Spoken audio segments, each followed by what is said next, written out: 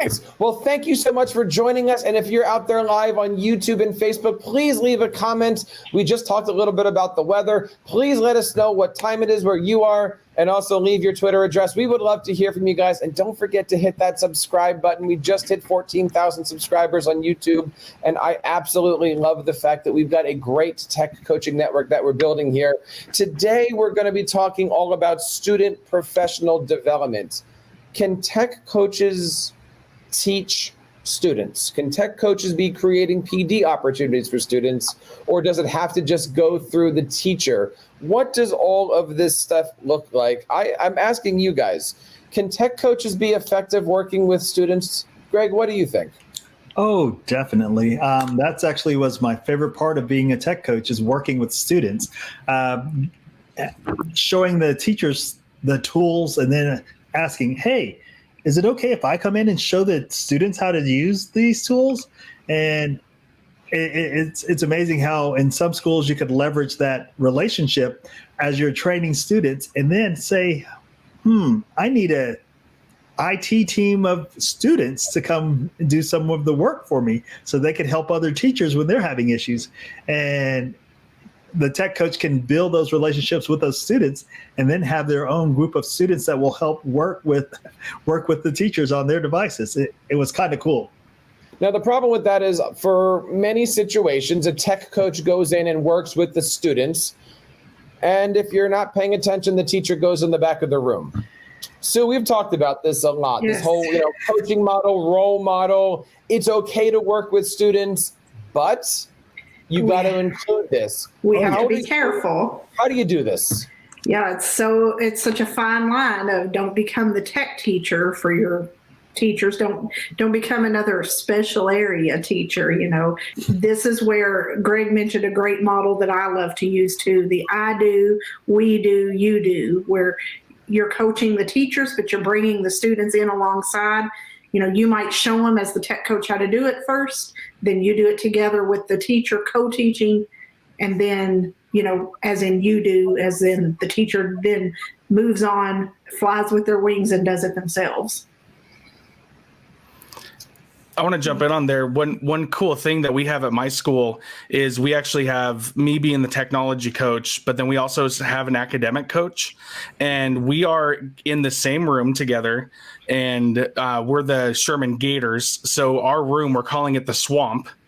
And what's going to be awesome is when we can be back physically, we're going to bring in a full classroom of kids as much as we can.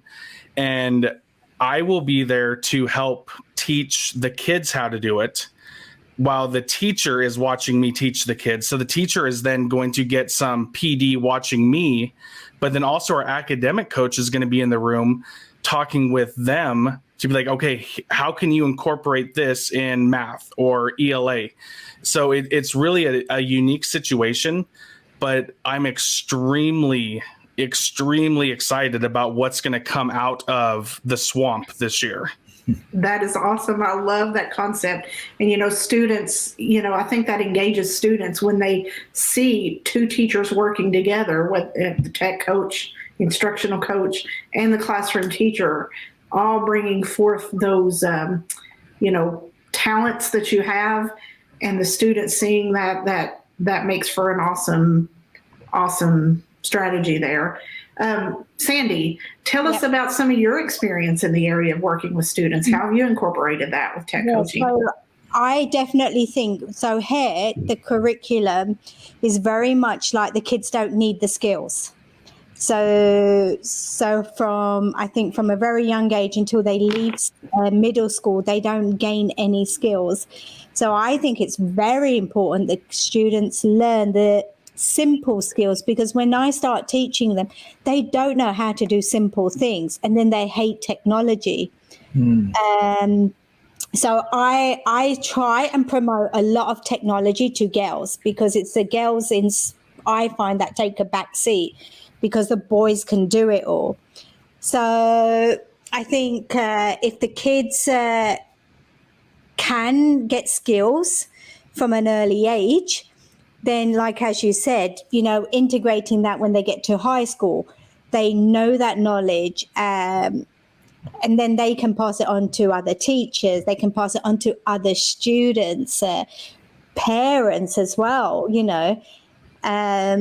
I still find in my line of work, and it's probably with you guys as well, there are some people who just don't get on with technology. Regardless of age, they just don't get on with it. And Sandy, I love that you brought parents even into this. We're talking about students here, but during this time of the virus and schools being shut down in the spring, I found myself working with parents, on the phone of, I don't understand how to access this lesson on Google Classroom, or I don't understand how to submit this Canvas assignment. Yeah. Bringing parents into the fray, that's been huge. Yeah. I think there is, especially in the last 6 months, technology has come a long way. It's like everyone needs to know everything. Yes. Keeping up with the pace of these new skills that we're all learning is a lot of work. Yes. Sorry. No, go ahead, Greg. I was just going to say we started school. Yes, we started school already this past Wednesday, and I've been amazed by the comments of, all the things that the parents want to know now, things that we tried to help them with prior to, but now they want it. So this afternoon, I'll be making different videos, some of those 5-minute chunks for parents so they can understand different tools that we're using throughout the classroom, be it Google Classroom or how to be an observer in a Canvas class, or how to help their kids when they're getting on their device and going into ClassLink and using the Flipgrid or whatever. So I have a list of tools that I'm going to be just filming different modules just for parents so they'll know. Yeah. And one other thing that you brought up about the kids and their devices and not wanting the technology and the boys versus the girls, I said this earlier, who knows when, but I think they are all digital natives, like we call them, but they're not necessarily digital learners. And we've had, as a principal, I was able to bring in kids doing lunch and learns. We did lunch and learns for parents to show them how to use the different tools. And we'd bring parents in, we teach them about digital citizenship, bring parents in, we teach them about different things. They could bring a sack lunch and that would be great. And then we started doing it with the students as well, having kids come in and just talking about the different, if they needed to know about the different tools. We were mostly Chromebooks, and it was with the grade 5 students, but we would bring them in and say, okay, so what do you need to know? Just to help them get a greater understanding of the basics before we release them to class and have the teachers say, okay, we need to do this and this and this and this. And that helped us a lot. Because it's a future of our students, right? Regardless of what career they have, they need the skills. Yes, and you also, I saw you dropped in applied digital skills from Google. Yeah. What do you do with that in your situation, if you don't mind me asking? So what I did is I used to, I've just come out of, just left Italy. So I was sort of like for about 15, 20 weeks in lockdown. Oh. So one of the best things was before that, I started teaching the kids for about half an hour to an hour a week about different skills, how to use Google Docs or Sheets, how to do a slide presentation. And while we were online, I kept referring back to, so remember when we did this? How can you now put this into your English assignment or your maths assignment? What tools can you use? How can you write a document now with a footnote underneath it? So it really has helped, and I think it's those digital skills that the kids need. So Sandy, can I ask a quick question? And it goes back to where you've physically been, teaching here recently, and what you were saying about the kids not having much technology. Do you find that that's a cultural thing where here in Little Idaho, not cool, anywhere play school where you're at, but we're pushing it in kindergarten with 1-to-1 iPads. Do you think it's more of a cultural thing where some countries are not pushing the technology as hard? Yeah, I did a survey, and the girls said it's not cool to do technology because girls get pregnant, females get pregnant, so nobody wants to hire us. So and when I've been talking to parents and say, oh, by the way, your daughter said this, they were like, yeah, unfortunately, it's true. That's interesting. That is interesting. I sent my wife went to Finland when she was working on her PhD stuff. And of course, as a tech person, I was like, okay, you got to ask them about their technology. You got to ask them what they're doing with technology because it's Finland. And she sent me a quote back when she was there from a student. And I was curious as to what kind of technology they use there in the class that she was visiting. And the student said, why should I want a device when I have a teacher? I was like, yeah. Okay. It's amazing when we've got this education for all.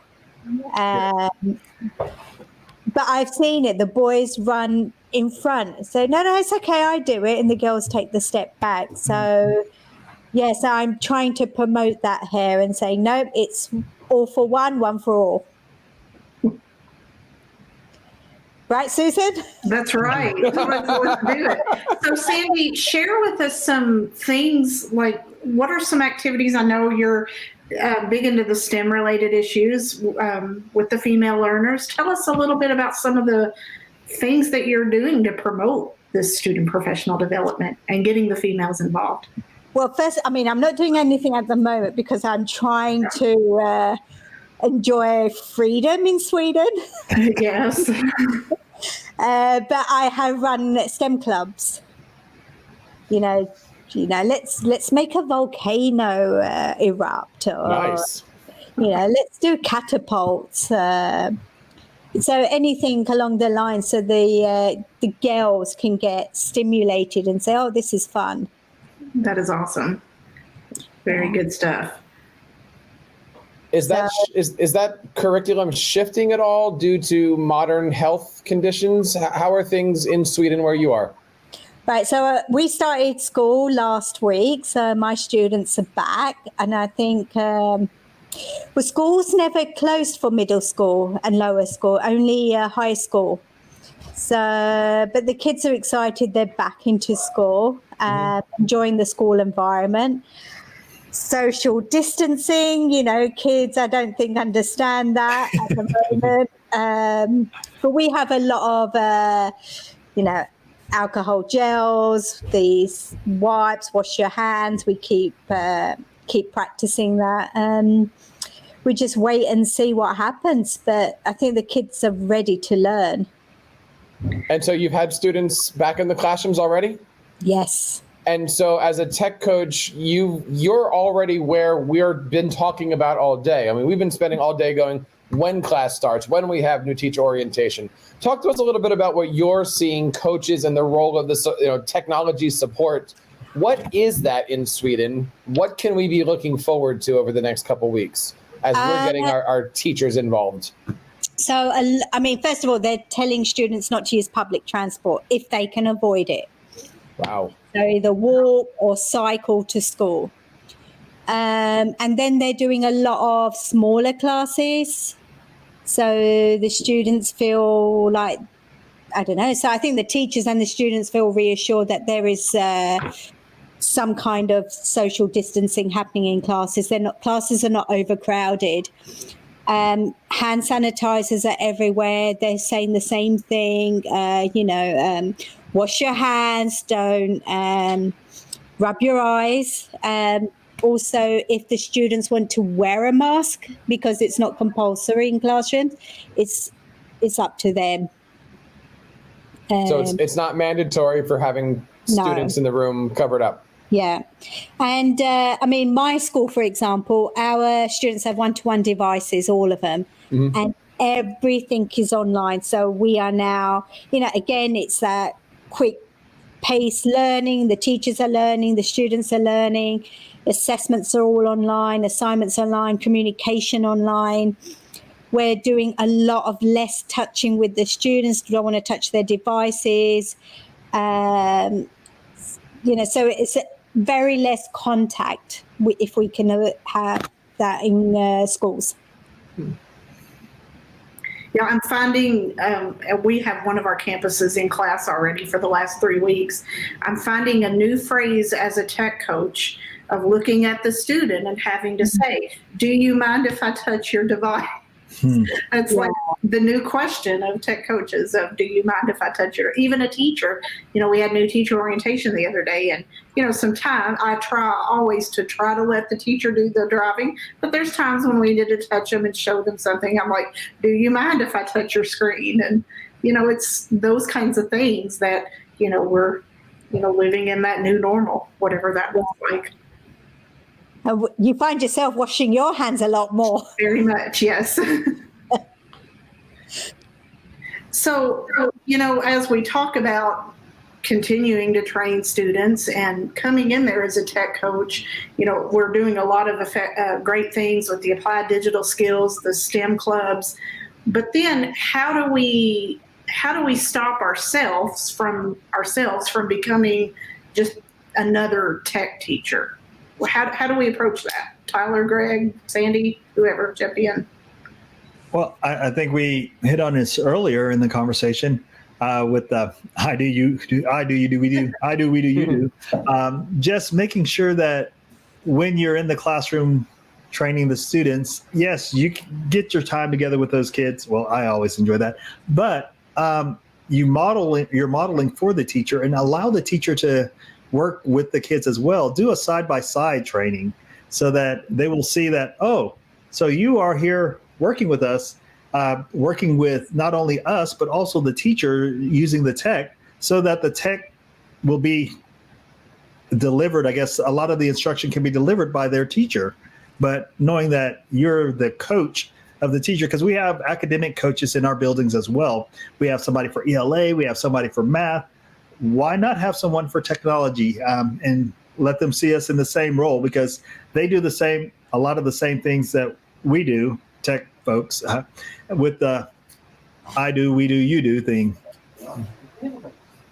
So what do you think as tech coaches? Isn't it fun though, giving this PD to students, teaching them new stuff? And isn't it, I mean, I get excited, and I think that when the kids see and feel that excitement, they get it. And then when a teacher, and it happens if a teacher is stuck and they can show those skills, that's a +1 on us, right?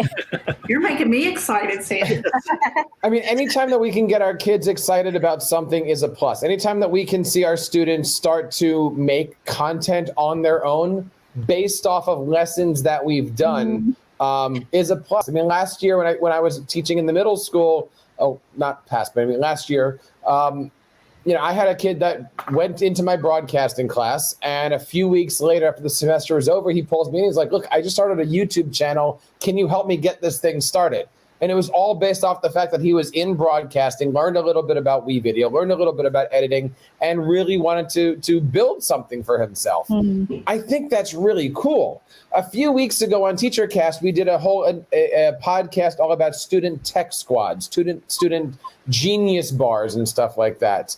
Greg, you correct me, are a principal, were a principal? I used to be a principal. Yes, I had to think about that. Like, what am I doing now? Yeah. Yes.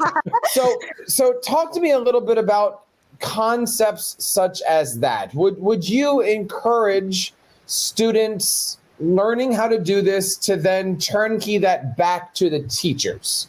Because in the show, I mean, it was a tech coach that came on, but basically he took 10 students, taught them how to do all the Chromebooks, make it work. And then basically at lunchtime, they had students stationed outside of the student cafeteria, and they had students stationed outside the teacher's faculty room. So that way a teacher could go in on their way to lunch, meet with a student, learn something, get something fixed, and then by the time they were done lunch, the Chromebook would be finished. I loved that idea. Yes. So I was an administrator for 10 years, but even before that, when I was just doing the tech classes, when I was just a regular computer teacher / music teacher, I had a group of students that during my classes, I would send out to go help teachers. And it was long before there was a Genius Bar, but it was just, I knew that the students had the skills to go help we had a teacher who, of course, it was when we had those big Macs and there were one monitor and they'd pull it forward and something would happen. 90% of the times they would unplug the machines. But I showed the students the different tools or tricks that could do to figure out what was going on with the machines. And that was about 15 years ago. And since then, yes, I love having student tech teams. There are several schools in my district that have student tech teams or tech squads, and a couple of different ways. We have some that have the Genius Bar inside the library where teachers or students can drop off devices and let the kids look over them and fix them up, and they'll get it back. Or we have the ones that are a roaming group that would go in, and a teacher will put in a ticket and say, I don't know what's going on with my smartboard. And we'd send a group of kids in and they look at it and figure it out. I saw this working even at an elementary school where kids went in and help the teachers connect their projector to their smartboard. And these were fifth graders. And that wasn't my school. I didn't do it, but tech coach really close to me, she took a video of it. She's like, watch this. And it was amazing watching these little kids go in and help the teacher. And the teacher's happy. The kids are happy. I think it's a great thing if you can get the right group of kids, making sure that you're doing the right thing for the kids and not just making them cheap labor. So Tyler, I know you're just starting off your tech coach journey, but on behalf of all tech coaches, here's our expectations for you. We would like to see, by the time you're back on the podcast in November, we'll give you a month or so, we would love to see the Tyler Tech Coach Juniors, if you can. If we can start building a blog for that or a group for that, would that be possible? And they're all podcasters too, by the way. So expand on that. What do you have the kids be the podcasters? I love how he didn't say no. This is great. No, I love a good challenge. We would like to see your student tech squad. Oh, make some little gators. Yeah. Little gator bites. I don't know what that means, but okay. I think Jeff missed that conversation. Oh, I probably did. You'll have to go back, but basically my school were the Sherman Gators. And Makes so more we sense now. we gatorize everything we possibly can. Got it. Now that makes total sense. Go Crickets. I get the concept. We're all there. Go Yep. Gators. I know you got to go, Tyler, but briefly, as you're going through here, we've gone through a lot, and tech coaches out there who have been watching us have gone through a lot. What are you going to do next week? How are you going to prepare? How are you going to attack? Give us that rundown of here's the first thing that we're going to be working on in order to get successful for the school year. Well, I had an idea, and now it's been completely shifted, but not because of the last thing.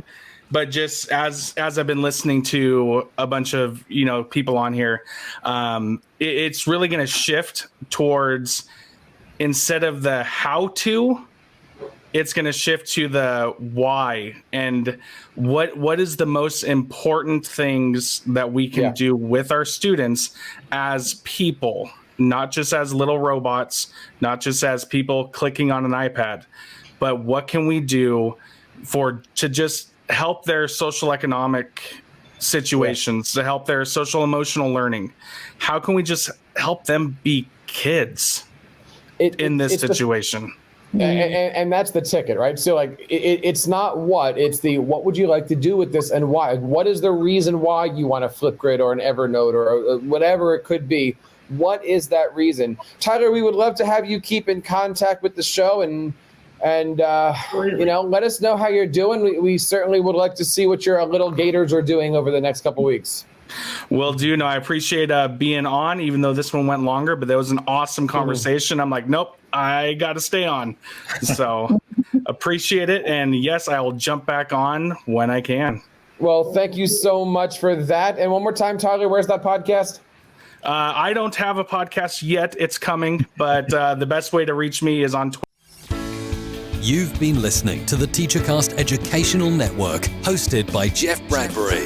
Please reach out to the show with all of your questions on Twitter @TeacherCast or online at www.teachercast.net. Be sure to subscribe to our podcast so you don't miss any future episodes. And please take a moment to write a review in the App Store.